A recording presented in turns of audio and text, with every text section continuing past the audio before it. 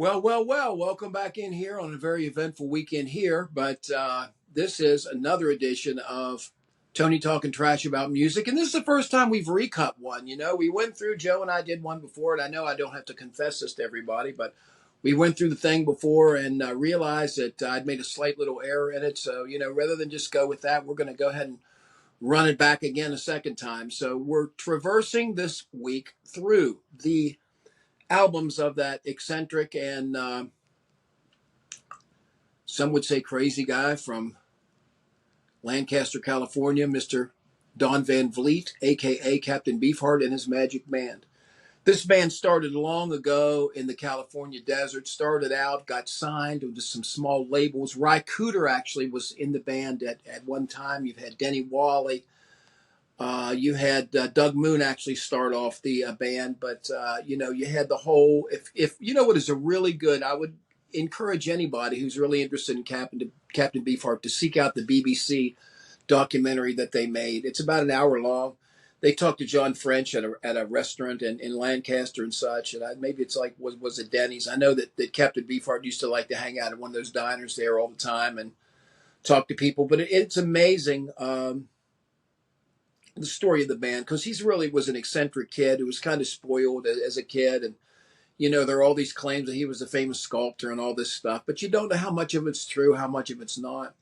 Same thing with like the biggest stories of all you've heard about him, like the locking all his band in the house for a year and a half for when they made Trout Mask replicas, starving them half to death on soybeans, and then abusing them to 16-hour talks and really kind of mind control crazy things, but. Uh,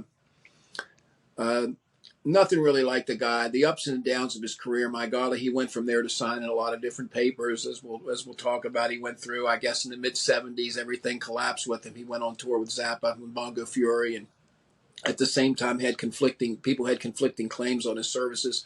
So that's why I'm going to talk about two different Bat Chain Pullers later in this. There was one that was done and was never released. There was a big deal with Herb Cohen over that record, and Herb and Zappa actually got that was actually the event that got between Zappa and Cohen, which was interesting and kind of ended that whole discreet, straight, bizarre records thing deal that he had a long time. And that's a shame. They did a lot of good business together, he and Herb, but Zappa and Herb, but they moved beyond that. And then in the later years, the legend moved on with the Captain. After he had those unfortunate years in 74, 75, the DiMartino brothers and stuff, came back out of it, tried to rejuvenate his career with Doc at the radar station and such.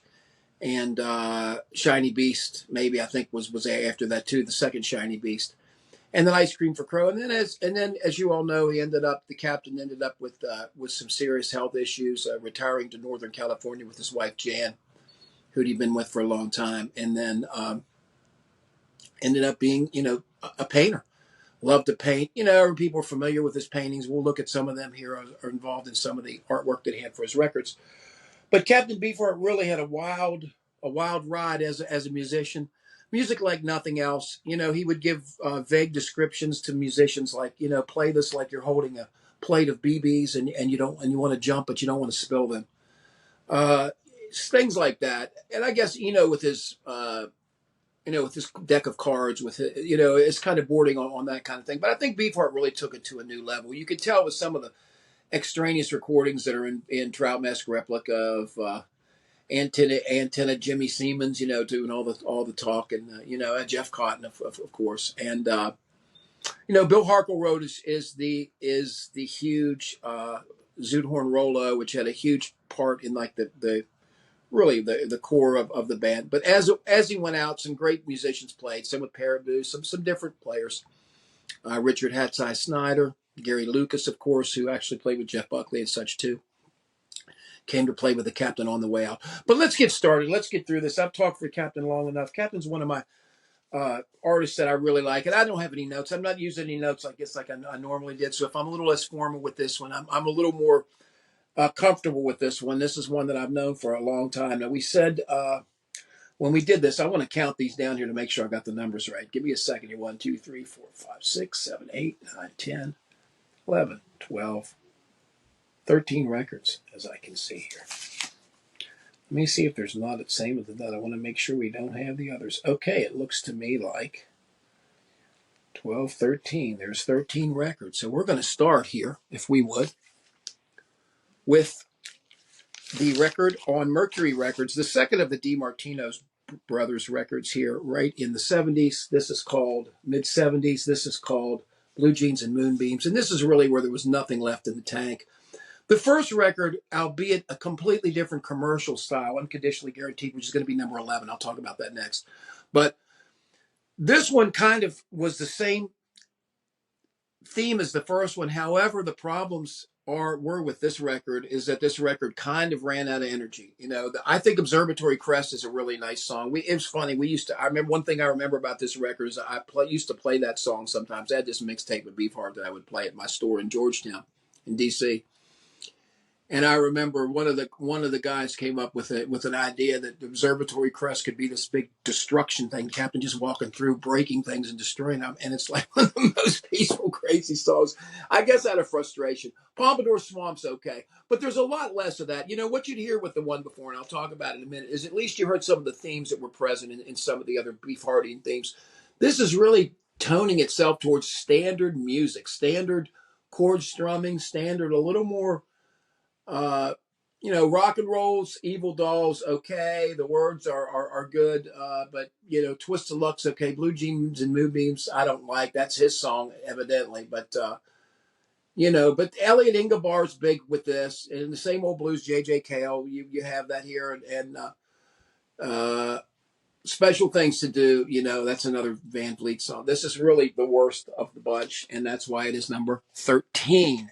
We're going to move up a 1 year beyond this, and the first of the Mercury record, DiMartino Brothers experiment, and that is Unconditionally Guaranteed, the one where he's standing here with the money. I guess that was what they wanted to happen. He wanted to make money. He's trying to tell you here he wants to make money. And some of these things are bright, and some of these things aren't too bad.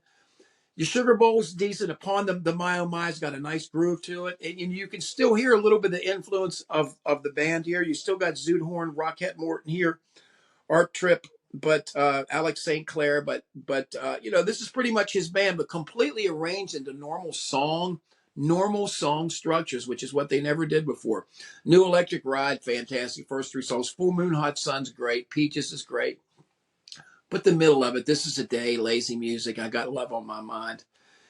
Typical, the ballad thing that they tried to do a little more on that last record just doesn't really work. You can tell by, there's some videos of him playing live with these bands. And he's not playing with his band. He's playing with some other guys playing this music. And you can just see it's he's going through the motions, but, he's in a completely odd land. He's not around his mates. He's around completely different people. And there's one particular one that he's on. I believe it's a British station or some other station, some other TV station. It's very weird. But anyway, let's go down. That's number 13. So we're going to number 12. That was number 12. And now we're going to number 11. And I like a lot of this, but I don't think that it's been purported that the Captain doesn't. And this is strictly personal. It's recorded in 1967, from what I understand. Came out, I think, in 69. A lot of really processed sounds, like the problem that the Captain had is they recorded the songs kind of straight, and then there were a lot of phasing and flanging effects that were done, a lot of stereo effects that weren't there. The material itself on Tomorrow, I think, is fantastic. Give Me That Heart, Boy's always good. Candy Corn was good, both versions of that, even the Mirror Man that you hear. But you've got Trust Us, Safe as Milk, I Feel Like Acid, which is really just him going, "Hit pound in the morning," and one of those songs where he's doing his life float down the river on it. It's just him, his powerful voice, a cappella. And this is not the original version of it, but this is the one that I have on vinyl.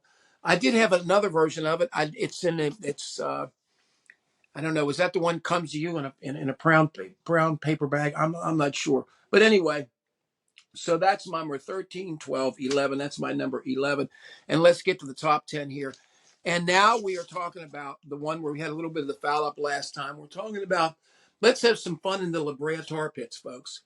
Let's take every song we have, even though they had the money on this, and slow it down. This is one of the most perplexing records I've heard. And believe it or not, this is probably his most successful record. They toured off this. Art Tripp played drums. You can see the version of Click Clack and stuff that they played.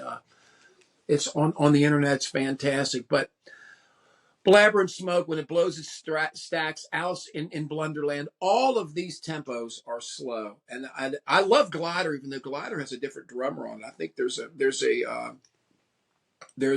different drummer. I guess Rhys Clark is the guy's name, or Reese Clark is the drummer. Somebody, whoever plays on this last track, it's completely different. Glider is really decent, and you could tell, but it sounds like a completely different band. It's amazing. It's everybody but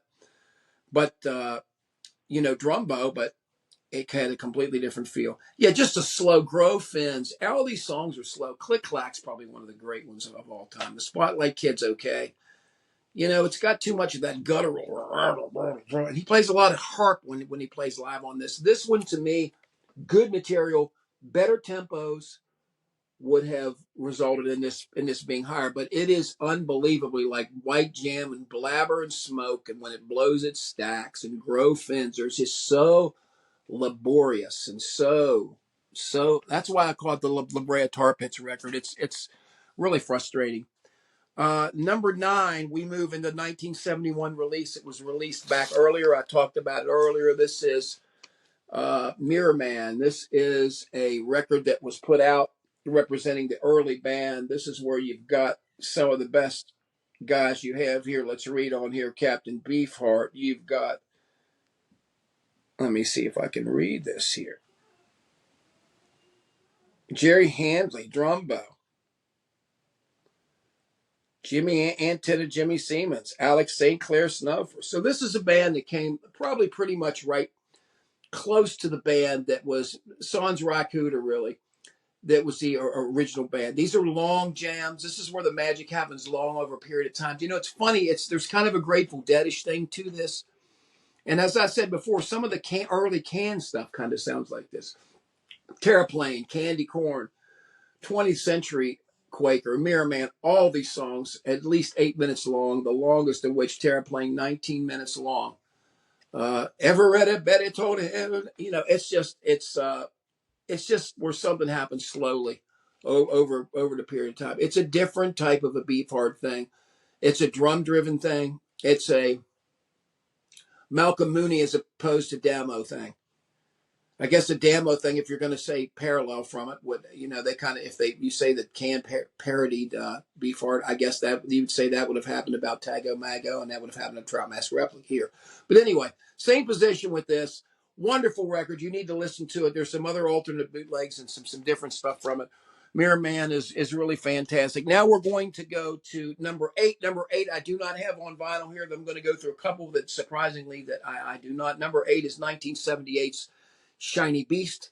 Shiny Beast was the later Warner Brothers release post the problems that he had when he did the original Bat Chain Puller. The original Bat Chain Pullers, as I'm going to speak about here shortly, was recorded with Denny Wally and some of the band and Frank Zappa had ownership of that in Bat Chain Puller in 1976, and that was the original record. But when they came out of this and he came off the tour and things got straightened out, then they went ahead and just did Shiny Beast instead, put Bat Chain Puller in that. So they did the song Bat Chain Puller. When I See Mommy, I feel like a Mommy Tropical Hot Dog Night. Some of the great lighter stuff. They did take a movement. I think they did keep a page from the DiMartino deal, and that it wasn't quite as weird. I mean, you had Apesma at the end, which was kind of strange, and Floppy Boot is fantastic with the beat. There's really Robert Williams, drummer, who's a drummer on 1978, tries to appropriate a lot of the drumbo stuff, but he has a little more of an inside hi-hat thing going. A lot of those beats, fantastic. So that's what we got, a 1978 Shiny Beast. Now for number 7, I'm going to talk about the original one. And it's very difficult for me to talk about that, but that is 1976, released in 2012's Bat Chain Puller. Bat Chain Puller, some different stuff. You had the 101st day of the Human Totem Pole on that one too.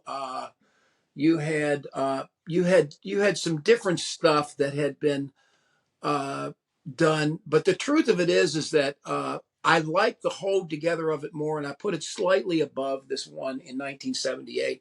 But it's really difficult for me because of the delay in period of time and when it was to get any kind of perspective on it, because you're looking at a time where you hear it in 2012, 30 years after the other one, and it's very difficult for me to still see how Bad Chain Puller was first and this was second. Some of the tracks are the same. I don't hear any difference in the tracks, so I don't think they re-recorded them. But it's somewhat of a mystery to me, and I probably haven't dug into it enough. It's a decent period for me, but probably not in my favorite one. And let's get to another one that I do not have on vinyl here now, and some of these later ones here that I bought on CD. You've got 1980s at number 6. You've got 1980s Dock at the Radar Station. Brick Bats, Fly By My Room at Night. I mean, Making Love to a Monkey with a Vampire on my knee. The Best Batch Yet. Telephone. Well, I ripped out the cord of it. To me, this is where they really gained. I mean, even Shiny Beast Bad Chain Puller 78 was big. But when they got to the Virgin stuff here and they got to these two records, I think there was a little more oomph to these and a little more energy. And obviously, you can tell the last one I haven't put in now, and I'm going to go ahead and put that in right now at number 5, 1982's final record, Ice Cream for Crow. I did want to show you the Bat Chain Puller. I do have the other Bat Chain Puller here record that I had. I'll show it to you. I'm doing it out of sequence, Joe, but don't worry about it. But that's there. And then I have a single. For some reason, I have the single Lights Off the Ocean, reflected off the oceans of the moon here for number 5, Ice Cream for Crow. The thing I remember most about Ice Cream for Crow, at least as far as historically, I remember asking the radio station to play Hey Garland, I Dig Your Tweed Coat on WVU radio station, and they played that. It was just so unbelievable that they would play something like that. I remember looking at my friends. We were just dying, laughing as we're driving back. But they played it while we were driving back from somewhere to the apartment. I couldn't believe it. But good record. Skeleton Makes Good. Kind of scary. The Pasture is tense. I think they got it together a lot more than that. And I like the video for Ice Cream for Crow. Anybody see that black and white video in the desert with everybody? Really fantastic, but really kind of broke my heart that it ended there. We didn't really get a tour after that, but that video was really something, and that record was really something. I felt like they had reached a peak, and it's a shame they didn't continue because they could have maybe penetrated on. As you can see, they're my records number 6 and 5. So I think they were on a hot streak when they stopped. I mean, it was a new sort of thing. Some people had heard the argument that, well, it's kind of like, you're kind of imitating what you did before, but I don't really agree with that. I think that was a whole new band, a whole new band's way of going. What's great is another thing that's great is when Beefheart gives that thing with Robert Williams. Keep saying Robin Williams. What I'm saying, Robert Williams, and some of those places with that band that he was rehearsing for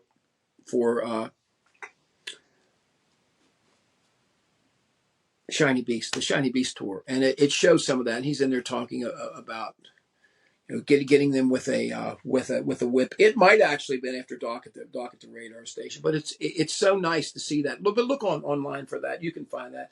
Let's get to the real meat of the situation now. Ted Templeton enters. Ted Templeton, who's the producer for everybody from Van Halen to different folks. Montrose, some of the early stuff, takes his shot at Beefheart with Clear Spot. And they're standing here in the middle as if things are being controlled, and I guess they're trying to show the control of this. But this is a really pop record, and this is a record where they really hit a sweet spot that could really be marketable.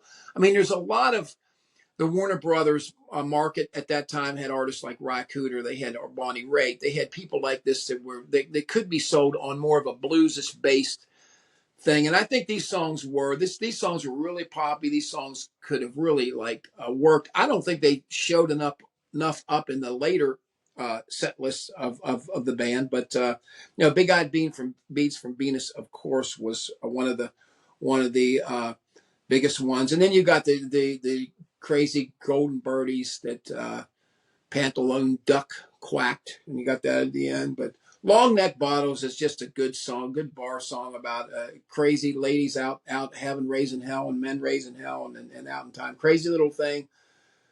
Sun Zoom Sparks, great. My Head Is My Only House Unless It Rains is really an effective ballad. That's the way his ballads should be done. I don't like these ones where this is the day. I would much rather have this or something off of Safe as Milk as the best one. Too much time nowadays. A woman's got to hit a man. Yo-yo stuff. I would say this is probably the best sounding record, best produced record as far as commercial goes. Ted Templeton did a great job here.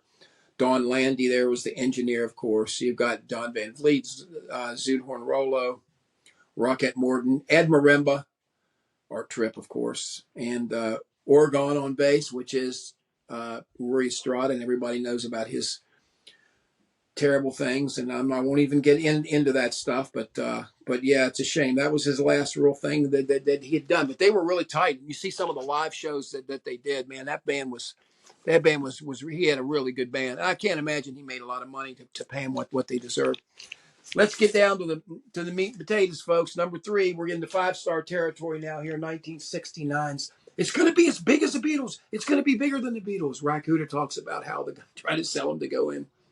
So Ry Cooder comes in, takes over for Doug Moon, who was a guitarist on the original stuff, and they end up with this masterpiece: Autumn's Child, Call on Me, Abba Zaba, Dropout Boogie, Zigzag Wander, Sure Enough and Yes I Do, Where There's a Woman, Plastic Factory, which I can really relate to. We grew up around a paper factory here, and I'm Glad, Yellow Brick Road. I think I'm Glad is another great example of it. Grown So Ugly, Electricity, Dropout Boogie.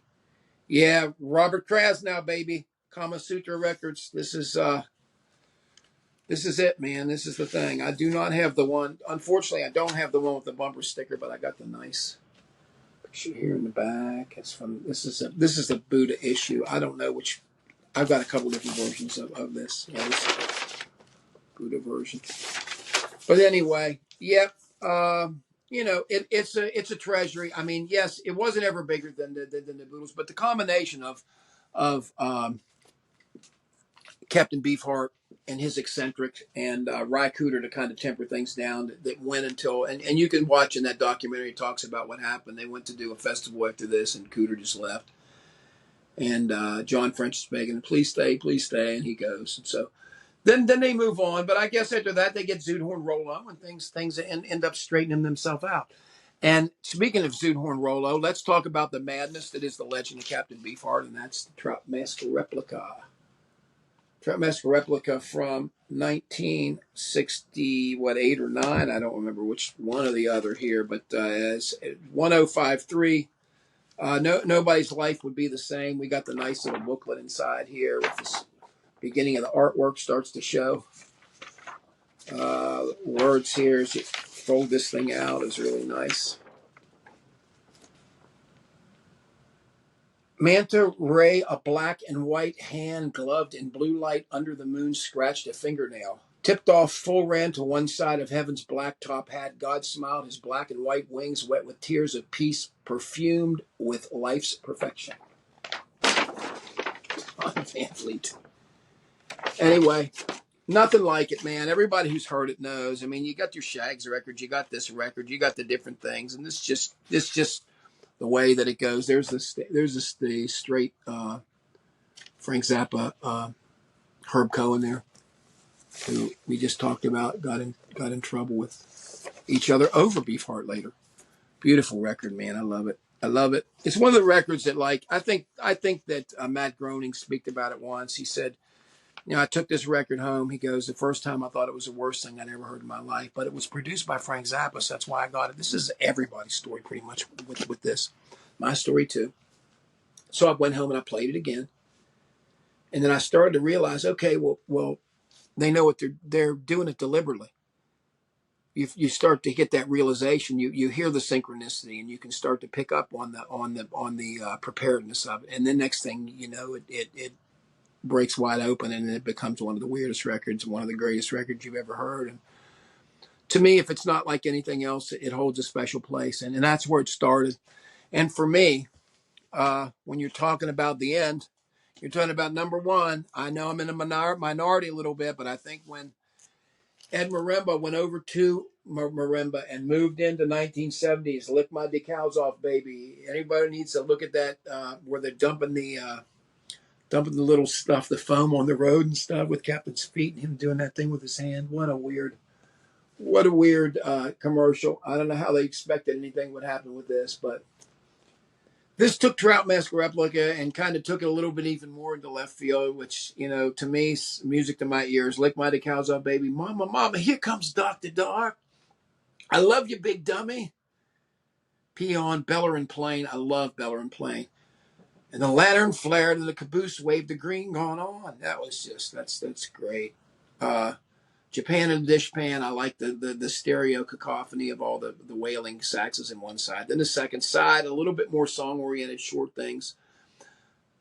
Well, if you want to say that with the marimba and everything, it's odd. But Petrified Forest, I Want to Find a Woman that'll hold my big toe. Space Age Couple, and then Flash Gordon's 8. Man, that's, you want to go back where there wasn't one. Now you've been going on for so long that you think there still is one. It makes me laugh to hear you say how far you've come when you barely know how to use your thumb. So you know how to count to one. Kind of sounds like today, huh? Things haven't changed. Look, man, there's nobody, I don't have to tell you there's nobody like the Captain. But my favorite is Lick My Decals Off, Baby. Why don't you guys leave your list? Because there's no right and wrong with this.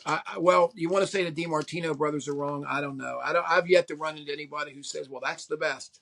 I've run into people that really like Unconditionally Guaranteed, those songs, Peaches and Things Upon the My, things like that. But I've never really run into somebody who says that's the best. But anyway, leave your list, man. I appreciate you guys doing this. Please subscribe. You can help us out by doing that. Hit the like button and let us know what you think about the Captain here. And, he lived a wonderful life and he died. And I think that a lot of us are our imaginations have been piqued by somebody here that really left a lasting impression and either didn't know how to make commercial music after the first record. Funny when you look back at it, you started Safe as Milk and then that's something that could almost be twisted into something commercial. And then, like you say, he gets back to it a little bit in Clear Spot and different way of it, but he never really bent that way.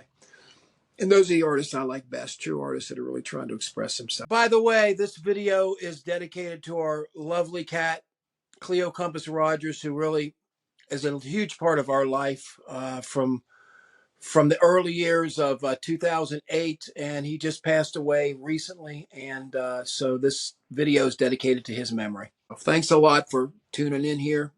We appreciate your patronage, and we will see you next time.